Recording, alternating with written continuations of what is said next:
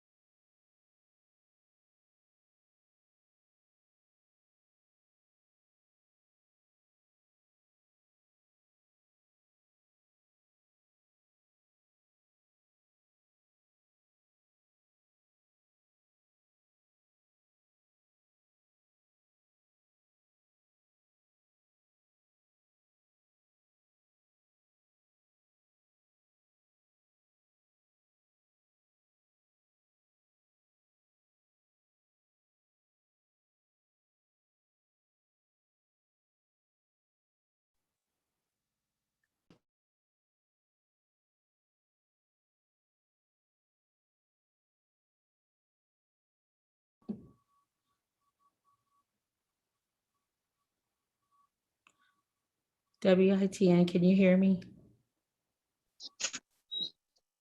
Yes, we can hear you. Okay, thank you.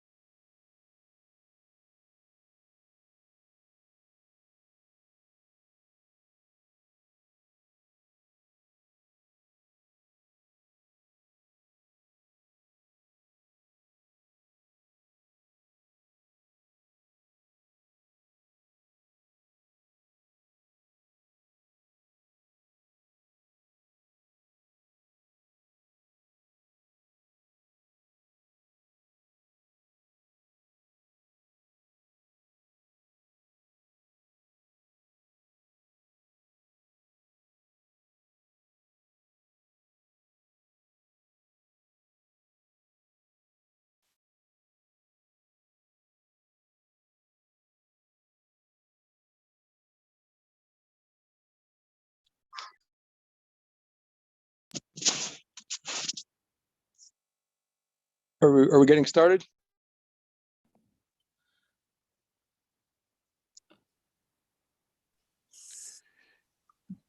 W- You're currently standing by for the chair.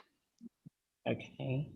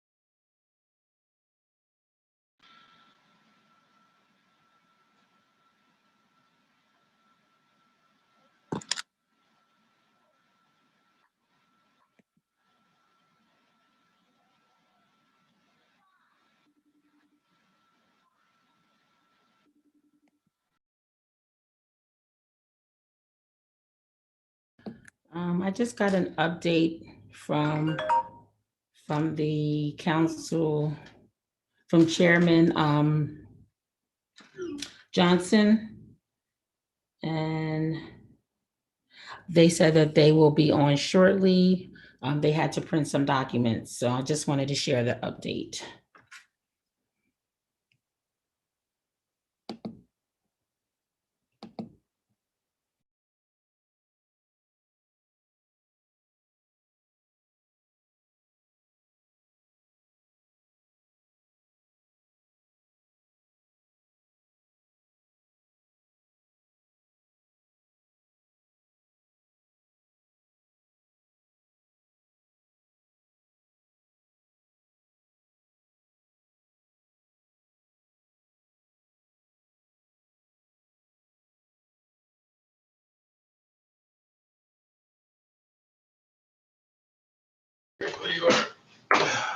was it.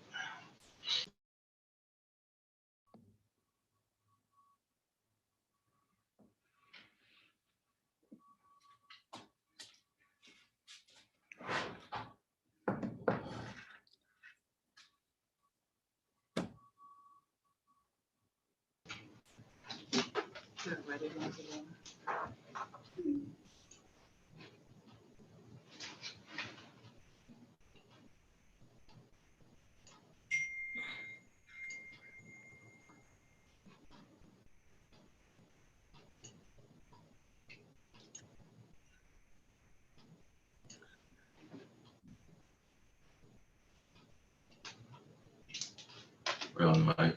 Yes. Can everyone hear me? Yes. All right. Appreciate your patience. A lot of fast moving parts with the recent reports and numbers, but I think we have everything we need. So again, I appreciate your patience. Good evening, everyone. Honorable members of council, Chief of Staff Tanny Washington, City Council Chief of Staff Daniel Walker, department heads, members of the public. There are 3 budget hearings scheduled for this evening. So we have an action-packed night where first we'll go over revenue projections. Then we'll have a presentation from the finance department, followed by the Department of Information Technology. We'd like to first start by recognizing members of the finance committee in attendance by doing a roll call. Vice Chair Harley. Present. Councilmember Oliver, 3rd District. Councilmember Field, 8th District.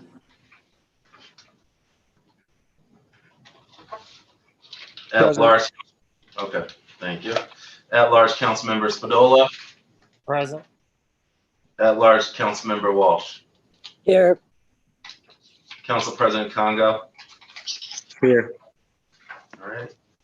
Now I'd like to recognize the other council persons in attendance by doing a roll call as well. 1st District Councilmember Gray. Here. 2nd District Councilmember Darby. 5th District Councilmember Fields. Present. 6th District Councilmember McCoy.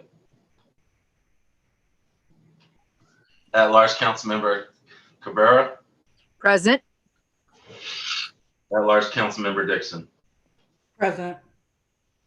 All right, and I'd like to just do another last round. See if we have these folks. 3rd District Councilmember Xanthia Oliver. Okay. And then 6th District Councilmember McCoy. And 2nd District Councilmember Darby. All right. So as always, as folks come in, we will recognize those in attendance. And I'd like to then recognize in attendance this evening. We also have Mr. Robert Greco from OMB. We have Rob Winkler, who's also from OMB, which stands for Office of Management and Budget. And with us this evening, I believe he's with us for the whole evening, is Finance Department Director Brett Taylor. And with me, we also have Ms. Marshall Bassnight, Strategy Director for City Council. She's here in the council office with me. And we also have some other panelists who, sorry if I did not recognize you at this point, but we will as the night progresses. And we have members of the public as well in attendance. Mayor Pazicki first presented his proposed budget to council on March 18th, which shared his vision for the intended use of proposed budgetary funds. Now it is council's fiduciary responsibility to review the budget, have budget hearings, and get a complete plan on the intended use of the city funds. Our charter, council must adopt a balanced budget by at least 30 days before the end of the fiscal year, which ends on June 30th. Council has shared its priorities with the mayor, which are inclusive of public safety, gun violence prevention, neighborhood stabilization, education, and parks, to name a few. The COVID-19 pandemic has impacted the world immensely. We are fortunate that the city will anticipate receiving approximately $55 million in American Rescue Funds, which we look forward to collaborating with the administration on a planned use of action for those funds. I just want to be clear, the American Rescue Funds are not factored in as a part of this budget because we are not sure at this time of the permissible use of those funds. Before I turn it over to Mr. Winkler for the budget overview summary of revenue projections, I would like to inform everyone that public comments will be asked at the end of each department's budget hearing. Then we look forward to participation from the public.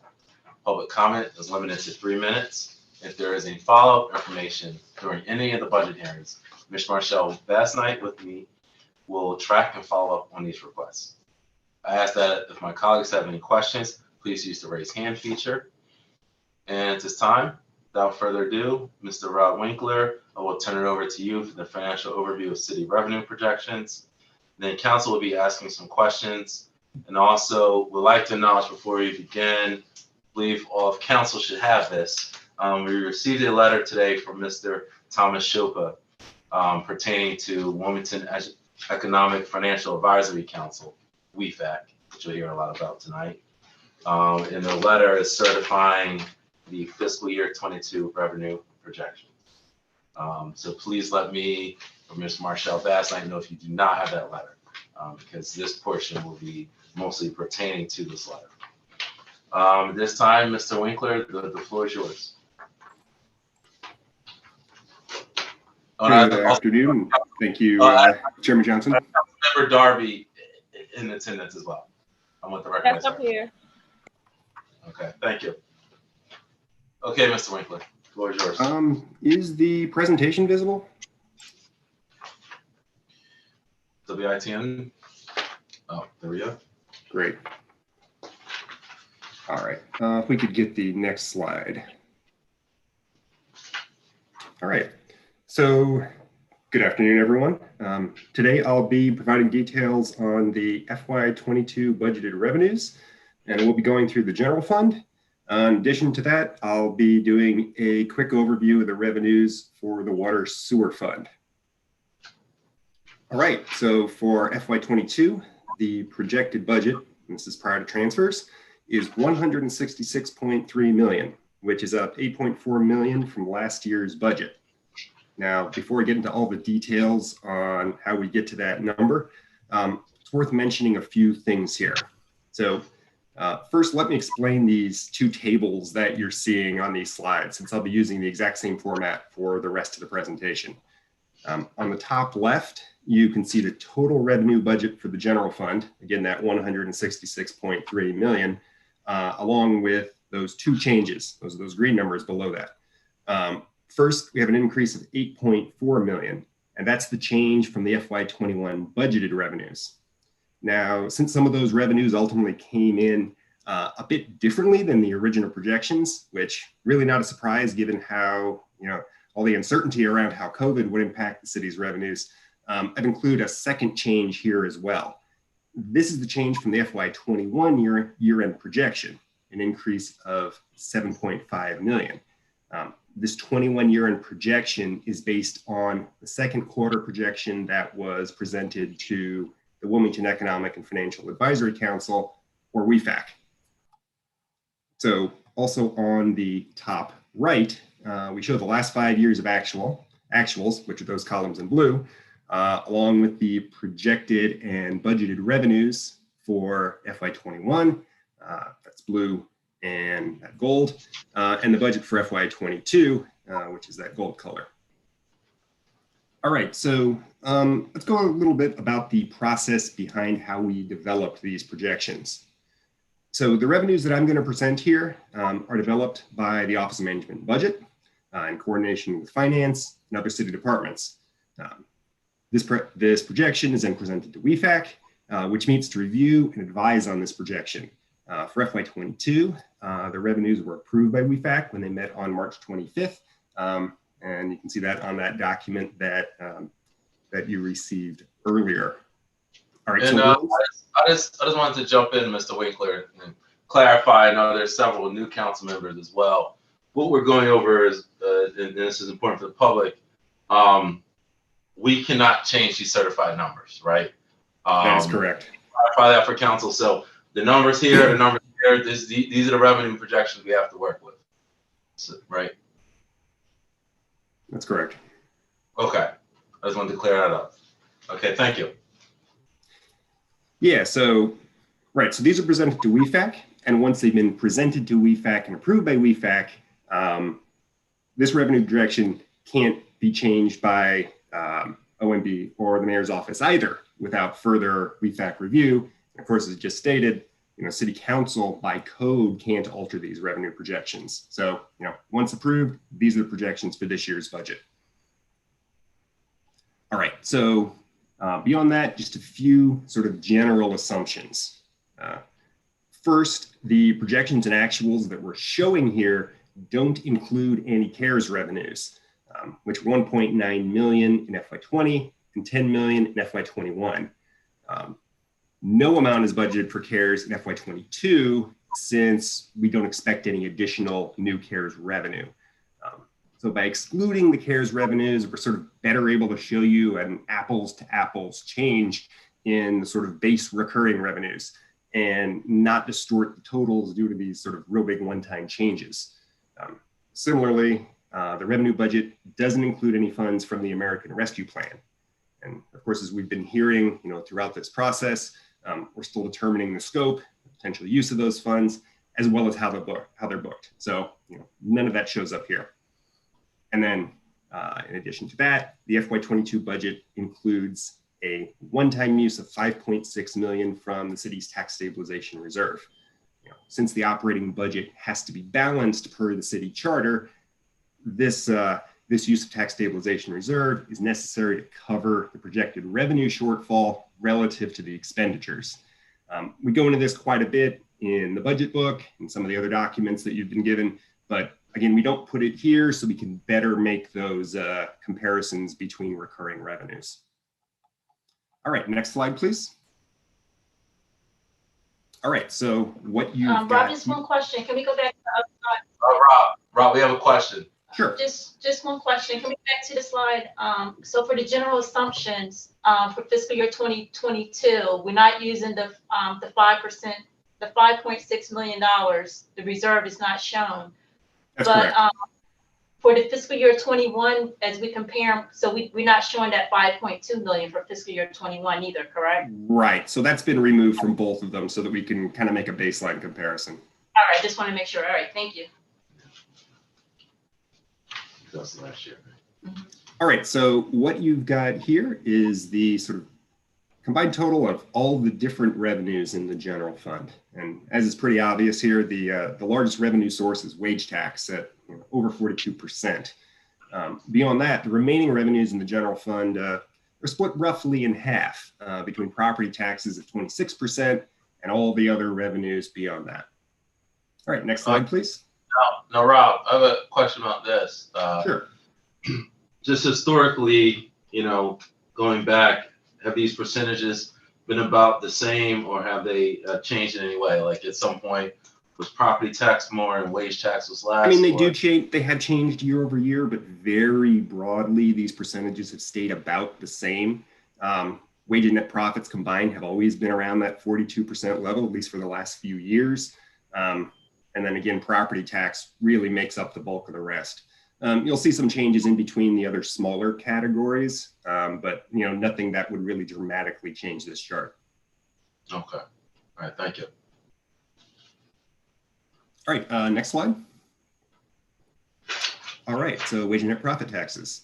Wage and net profit taxes, as we just saw, are together the city's largest revenue source, coming in at a bit over 70 million. For 22, we're projecting them to increase by 4.2 million relative to 21. And again, that's budget to budget. For fiscal year 22, we're building off a FY21 revenue base that's fortunately larger than we originally budgeted. And then added on top of that, we project some additional revenue growth coming into FY22 with a 2.5% growth in taxable wages. So by comparison, DFAC, and DFAC is the Delaware Economic and Financial Advisory Council, projects that state salaries and wages growth is going to be 6.8% in FY22. We used a more conservative estimate because this is consistent with Wilmington's wage growth historically lagging behind broader state wage growth. On top of that, we expect that expanded collection efforts by the finance department will yield an additional $1.7 million in further audit collections. All right, so it's really important to note here that this projection doesn't include any offsets for employees continuing to work from home outside the city. So while for FY21, our Q3 data does appear to indicate that refunds are greater than in prior years, any estimate of wage tax losses due to employees working from home permanently would be speculative at this point. Obviously this is something we're going to continue to monitor going forward, but for now, there's no impact included in the budget. On the net profit side, we've got some smaller increases. Now, of course, since net profits is paid on a calendar year basis, any COVID impacts seen in calendar year 21 would be included in the FY22 revenues. And consequently, we've kept net profits, roughly $500,000 below their historical norms. So Rob, just delve into this a little bit, the assumption that work from home is not permanent. Is that assumption based on any metrics that you have, or is this based on right now you have no data to say what percentage of the workforce will be working from home? Because I read the Wall Street Journal, so I try to keep up too.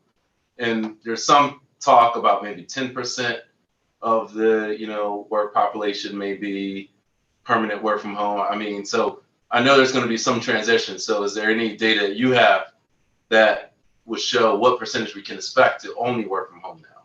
Honestly, not more any other data beyond what you're seeing. What we've seen published in newspapers with companies saying, hey, we might have a certain percentage that will remain from home permanently. Unfortunately, I don't think anyone really has an answer to this. And to get some good hard data on it, may take another year to really start seeing those wage tax revenues, come in. And that kind of leaves us in a place where we can't really make a projection without it either being too large, too small. I think at this point, it's safer for us to say, this is simply data we don't have. And we would, rather acknowledge that and, move on from there and just keep an eye on this as we go into the fiscal year. Okay. I believe Director Taylor. Just to add a little bit more to it, companies have to certify a withholding each year. And what we'll do is we will monitor moving forward, coming out of COVID, to see whether any of those companies change their withholding. That would really be kind of an early indicator of whether or not there's any softness in terms of remote work stability versus having them come back into the city. So we'll monitor that once we get through the tax season. All right, thank you very much. All right, anything else here before we move on? I don't have a question. All right. Okay, so property tax. Property tax, as we saw, is the city's second largest revenue, a bit over 1/4 of the general fund. For FY22, it's nearly $43.3 million. Property tax is also the city's largest revenue source over which we have direct control. Though for FY21, there's no property tax rate budget increase budgeted. Now, even without a change in rates, we're still projecting a $1.1 million revenue increase, which is directly due to COVID winding down. First, and really most importantly here, we've reduced the allowance for bad debt. In other words, the percentage of property tax bills that won't be paid. For FY21, we assumed a 4% bad debt rate, which is really double the historical norm. For FY22, we've assumed that bad debt rate will return to normal as the economy recovers, for an increase of $858,000. So second, one-time revenue from penalty and interest is expected to be 1.3 million, which is up 300,000 from the FY21 budget. And again, it's consistent with what we've seen in pre-COVID times. Next slide, please. Okay, other taxes. So the category of other taxes is composed of franchise fees, head taxes, and real estate transfer taxes, meaning the taxes in the sale of properties in the city. Collectively, this is projected to be up 18.9%, with the largest impacts occurring on the head tax and real estate transfer side. As to head taxes, while we do have an improvement over last year's budget, we projected only a modest increase. So given that we've seen the 21 head taxes being a bit softer than originally projected, and obviously we still continue to have those concerns about employees working from home. And on top of that, some uncertainty regarding when low wage employment will come back to pre-COVID levels, we haven't really brought this back to a full recovery. Now, conversely, real estate transfer taxes are up a combined 1 million from the FY21 budget, though that's up only slightly over the projected FY21 projected year end. Throughout 21, we've seen very strong residential real estate transfer revenues, which are largely driven by those historically low interest rates that we've seen. Now, as we don't expect this activity to continue indefinitely, we've returned residential transfers to a more historically average level, net of a standard deviation. We've done the same for commercial real estate transfers, though in this case, the effect is actually the opposite. For 21, we've seen a slower than average year for commercial transfers, though this really hasn't been outside historical norms, given that commercial revenues tend to be lumpy. They tend to be inconsistent from year to year. So for 22, we've assumed a return to historical average for commercial real estate transfers, again, net of a standard deviation. Now, Mr. Winkler, just to kind of jump in.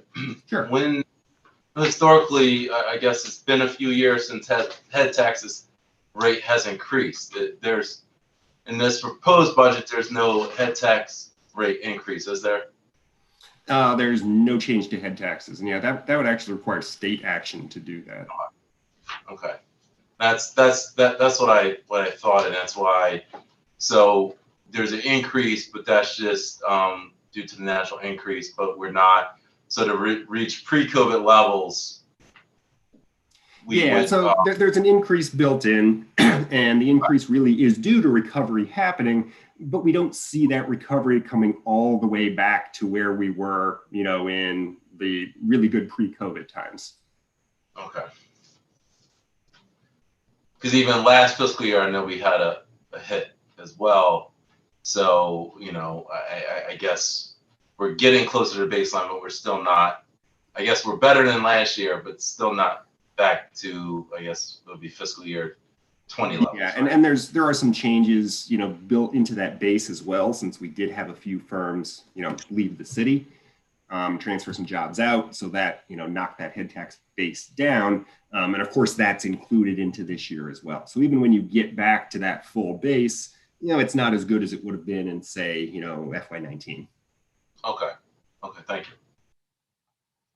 Next slide, please. All right, licenses, permits, and fees, where we are broadly projecting a return to normal for FY22. Big change here is permits. These have fallen off far less than expected in 21. So for 22, we project them to be up by 506,000 relative to budget as they return to normal levels. And again, we took off a standard deviation just to be conservative. Similarly, fees are expected to increase as well, though in this case a bit more modestly, again, based on those pre-COVID historical actuals. Next slide. All right, so the category of fines, which includes criminal fines, instant ticketing, red light, and parking, is collectively up 341,000 from last year's budget, are 2.9 million from the FY21 WEFAC revenue projection. The driving factors here are red lights and parking fines. So far in FY21, red lights are coming in well above budget, and actually not that far off their pre-COVID estimates. This is the result of implementing 17 new cameras in FY21, along with COVID having a smaller impact than we originally expected. We do expect these strong revenues to continue into 22 for a $656,000 increase relative to budget. Mr. Winkler, Councilmember Gray has a question. Sure. Councilmember Gray? My hand wasn't up. Sorry. Well, we had it up. All right. I have no questions. Okay. Okay. No problem. Now, I believe next is Councilmember Darby. Yes. I had a question about the 17 new cameras. That is being budgeted for this fiscal year, or are you saying that they were already budgeted last time and they're coming in? Yeah, they were included in last year's budget, meaning FY21's budget. So, when they came online this year, obviously we carry forward that benefit into FY22. Yeah, may I follow up? Yes, please. Yes, I have a question in regards to the reason for 17 new cameras. And do you have where they're going to be located? The last I read on the national level and even here in the city of Wilmington, overall, it did not do the purpose of red light cameras, which is to decrease the number of people who ran the red lights. And that was on Wilmington PD's website on their red light camera report. I don't know if it has updated since I last read it. So it said overall that it did not show a decrease in what the purpose of it's for. So I'm wondering, what's the reason for the 17 new cameras? Is it just to continue to prey on people and be predatory? Or is it an actual benefit that you think exists for the red light camera? So I really can't speak to all those operational details here. That's what I was going to say, Mr. Winkler. Because I know that question is out there, Councilmember Darby. We have that set up for finance. So finance is coming up a little bit. Director Taylor can go into that aspect, okay? Right, I thought we were on finance. Thank you. See y'all later. All right. Okay. All right. Okay. Any other questions before we move on to parking? All right. So parking. No. Previous slide, please. Thank you. So parking enforcement is currently suspended for most areas of the city. And for our WEFAC projection, we assume it will remain suspended through year end and start coming back online at the beginning of the new fiscal year. So, since we've got that suspended through in most areas of the city, through the end of 21, we've got a projected revenue of 0 for FY21. Now, as we begin to turn that back on coming into FY22, we do assume there's still going to be some slowdown through Q1 and Q2, which keeps that from reaching the same levels as in prior years. The net result of this is a $2.7 million increase relative to the FY21 projected year end, and a smaller decrease relative to the FY21 budget. All right, and finally, we project that criminal fines will be down $81,000, which is consistent with some of the ongoing declines that we've now seen for multiple years. Councilmember Walsh has a question. Sure.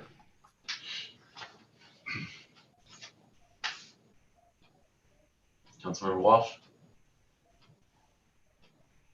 Thank you, Mr. Chair. It's really not maybe a question, it might be a bit of a statement, but you said this 3 times during this presentation, and that is that parking has been suspended, parking fines.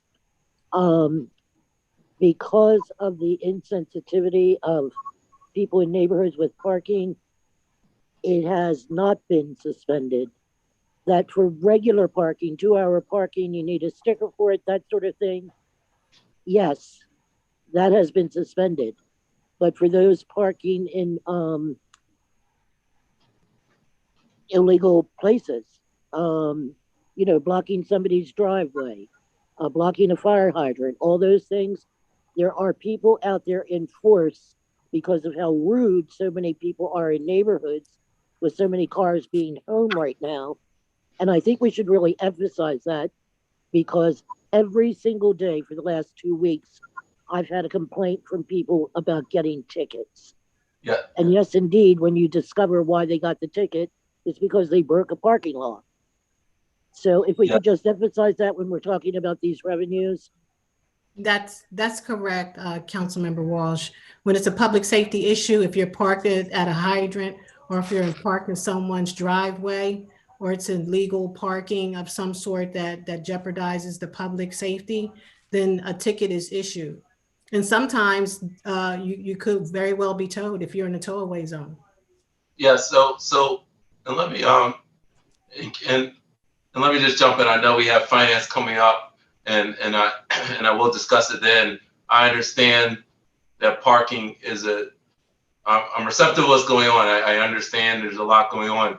We may even need a separate committee meeting outside of the budget hearings to talk about the parking program.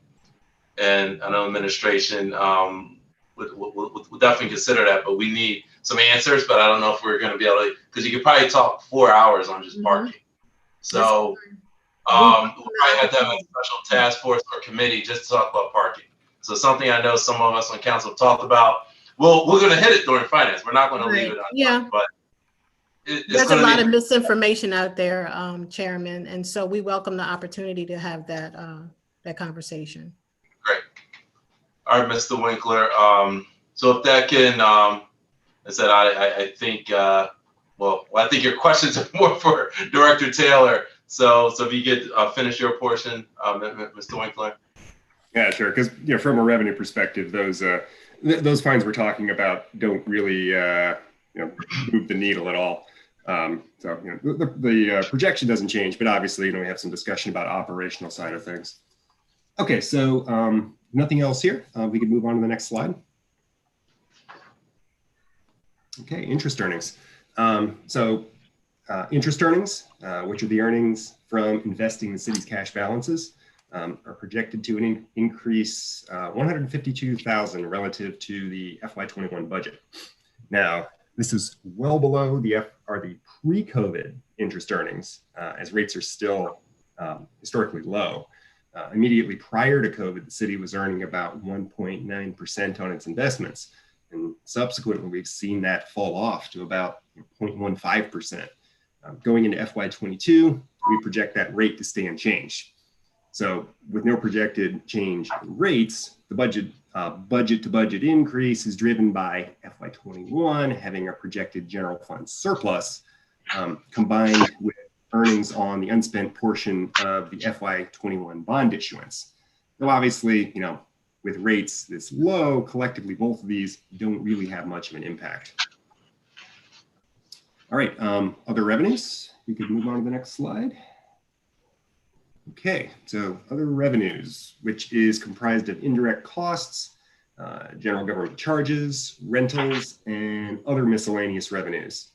So unfortunately, this category is projected to have some notable decreases, totaling 941 below the FY21 budget. First, the city is expected to sell the Christina Landing parking garage at the beginning of FY22, which will result in a loss of $165,000 in rental fees. As to general government charges, we've seen some unbudgeted slowdowns in both vacant property registration fees and limitation of occupancy fees during FY22. And while we do expect this to improve somewhat relative to the FY21 projection, we have to estimate a budget to budget decrease $348,000. And finally, indirect costs are budgeted to decrease by $427,000. These are the charges to the water sewer fund to reimburse the general fund for the costs that it incurs supporting the city's water, sewer, and stormwater utilities. This year's change reflects revisions to the cost allocation model based on a new survey of the services provided to the general fund. Next slide. All right, task force revenues. So fortunately here we have good news with each category in task force revenues expected to improve relative to last year's budget for a total budget to budget increase of nearly $928,000. All right, so first a bit of background on these. The task force revenues were created as a result of the governor's task force, which took effect in 2004. This provided each county seat in Delaware with a package of revenues, including state corporate filing fees and LLC filing fees, along with permitting the city to create a lodging and natural gas tax. Mr. Vice Chair Harley has a question. Sure. Yes, I'm sorry. I actually had a question on the previous slide and I wasn't able to navigate quick enough. Yeah, we can jump back to the previous slide, please. Yes. So the loss of rental fees due to the sale of Christina Land and Parking Garage. So when did that transpire? So it hasn't taken place yet. It'll actually occur at the beginning of the fiscal year. So there's no loss in FY21, but we will have a loss in FY22. Okay. All right. I'll ask more questions offline. Thank you so much. Sure. Next slide.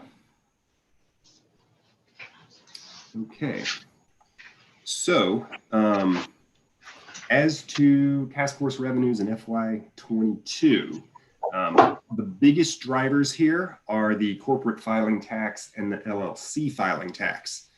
Both of these revenues proved to be far more resilient than we initially expected in 21 and really haven't shown any appreciable fall off. For FY22, we based our projections on the growth estimates that were provided by DFAC, which appear to be consistent with what we've seen so far.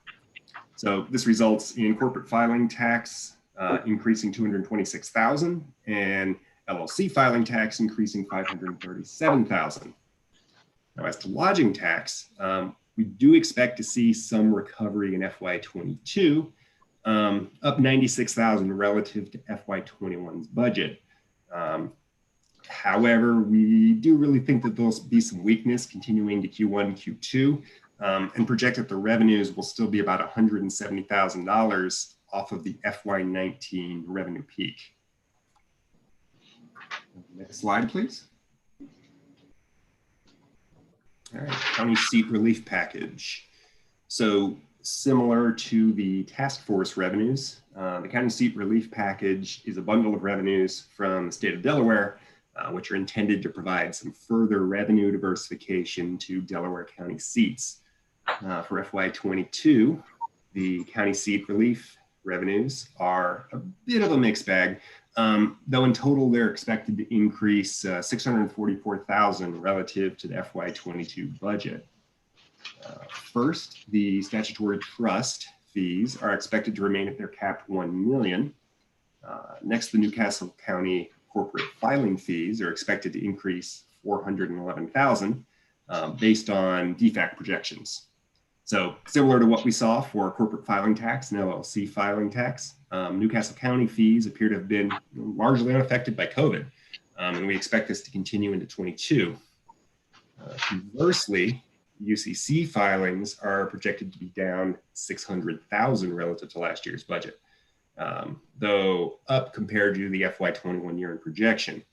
For FY21, we've seen UCC revenues fall more than $700,000 from budgeted estimates, which is driven by, first, an unexpected overall slowdown in UCC filings, and then second, the transition to electronic filing, which provides the city with less revenue on a per filing basis.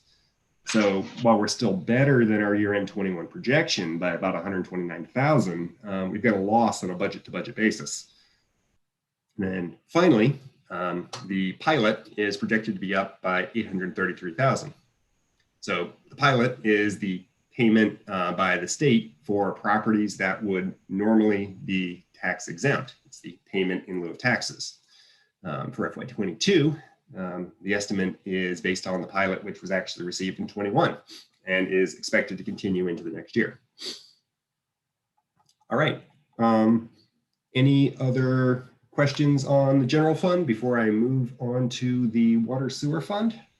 We have a comment here. Sure. And Rob, this is a general question, and it's not based on what you just presented, but it's more so since, we have WITN, and WITN is funded by the special funds. Just looking at page like 38 of the budget book, when it comes to the Comcast franchise fees, that number is, the revenues are dwindling like year to year. For example, in 2019 is at 1,076,000. This year 20, the actual went down to 1,027,000. And for this current year's budget, is at 1 million. And for fiscal year 2022, the revenues is projected at 1 million, and WITN's operating budget is around like 1 million. So, I mean, I'm just saying that because we have council members on the line, and also for the public, because I know that this here really doesn't touch special funds, but I just want to just mention that so that our council colleagues are aware. No, that's a good point. And, if you take a look at the budget book, and, we don't discuss all the special funds here because, there are quite a few of them. But we do break those out, provide some detail on, how we develop those projections in the budget book itself. And, obviously, if you have any questions on those, feel free to give me a shout offline.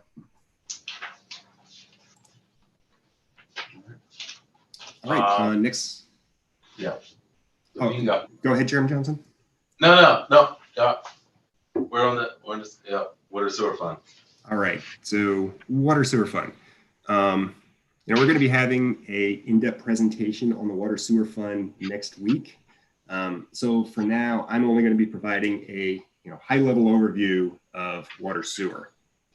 And many of the same core assumptions that apply to the general fund apply to the water sewer fund. Mainly, this projection has to be approved by WEFAC. And we haven't included any CARES Act revenues or our funding. However, the big difference between the general fund and the water sewer fund is that the water sewer fund's revenues consist of charges to water and sewer customers for services that the city provides. So this means that unlike the general fund, we don't fund the water sewer fund using taxes. Right, so next slide. All right, so there's a breakout of the revenues for the water sewer fund. So water sewer user fees to customers, which you'll also hear referred to as direct user fees. These amount to more than 60% of the total water sewer revenues. So these water sewer user fees are the charges for inside city water and sewer services, as well as the charges for outside city water services. Stormwater Billings and Newcastle County Sewer make up almost the entirety of the rest of the budget. All right, next slide. All right, so water sewer user fees. So for FY22, the biggest change in the water sewer fund is to user fees, which are up by over 4 million budget to budget. So compared to the WEFAC FY21 year-end projection, FY21 is up less than 900,000 as user fee revenues fell off far less than I think we originally expected in 21. Much of this was due to the fact that the city used a conservative bad debt rate of 7.5%, based on the assumption that COVID would heavily impact collections. Now, fortunately, this didn't happen. So for 22, we're using a bad debt rate of 3% for user fees, which is more in line with the historical bad debt losses that we've seen in the past. In net, this results in a revenue improvement of 2.1 million. Mr. Winkler. Sure. With the water sewer use, has there been, in terms of I understand the potential rate increase, but is there an actual increase? And maybe this is down the line, we can talk about it next week, but is there more water use during COVID? Because I've heard about just around the nation, increased use. locally, are we experiencing increased use of water?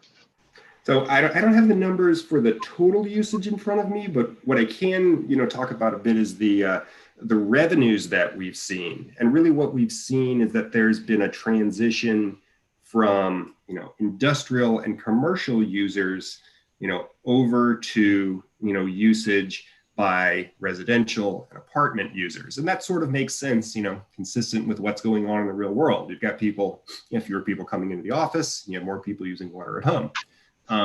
Now in net, the water sewer fund really hasn't taken a revenue hit. We've just transferred the revenues from one pot to another. Now going forward, we sort of expect to see that unwind itself a bit, and those numbers, will eventually flip back around. Dollar-wise, though, we haven't really taken a hit. Okay. All right. Thank you. All right, so as to the budgeted 3% rate increase. So this rate increase is for both the inside city water and sewer users, as well as outside city water users.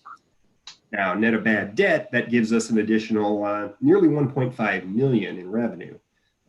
So to put that in some proper context, for the typical inside city residential customer, that's an increase of about $1.65 per month. All right, next slide. Okay, so stormwater billings. So stormwater billings are based on the stormwater property fee, which is charged to all property owners in the city. This fee isn't driven by consumption, but it's instead based on the size of the property and the characteristics of the land associated with that property. The increase that we're seeing in revenues here is mainly driven by a 2% increase in the stormwater rate. And for a typical residential customer, that's equivalent to 10 cents per month. All right, next slide. All right, the last slide in the water sewer fund is Newcastle County Sewer. So Newcastle County Sewer is the revenue that's associated with the city's treatment of sewage from Newcastle County. Now, as you're probably all well aware, the city and the county have disagreed over what the annual payment for these services should be. Efforts to resolve this are ongoing, and they're expected to continue into 22. As to the budget, in FY20, the county began providing higher monthly payments, which served as the basis for the 21 budget. Unfortunately, during 21, the county unexpectedly decreased these payments, which is why we've projected lower revenues going into 22. These FY21 projected revenues then serve as the basis for 22, which is up 874,000 over the projection to cover the increase in the Jacobs wastewater treatment plant contract. All right, next slide. All right, so that concludes the overview of the general fund and water sewer fund revenues. Obviously, if you have any questions, I can take them now. Otherwise, return the floor to Chairman Johnson. First, are there any? Actually, I'm going to kick it to the public next. Are there any comments or questions from members of the public? Okay, going once, going twice. Now I'm going to turn back to members of council. Are there any final questions on revenue projections from members of council? All right, seeing none, I appreciate your time and the comprehensive report, Mr. Winkler. I'm sure as always there'll be questions as we go through, even as we go through finance department. So definitely having your department stay on the line would be important. With that, I believe this concludes the revenue projection portion of the budget hearings. As a housekeeping matter, we're running just a few minutes behind, but we're on track for tonight. Finance department, I know it's going to be a little lengthy, so we will be taking a short break, and we'll be ready to begin at 6:35. I believe that's the time we have. 6:35, so 7 minutes. I mean, sorry, 5:35. I'm ahead of myself. 5:35, and then we will go into finance department. Okay. All right.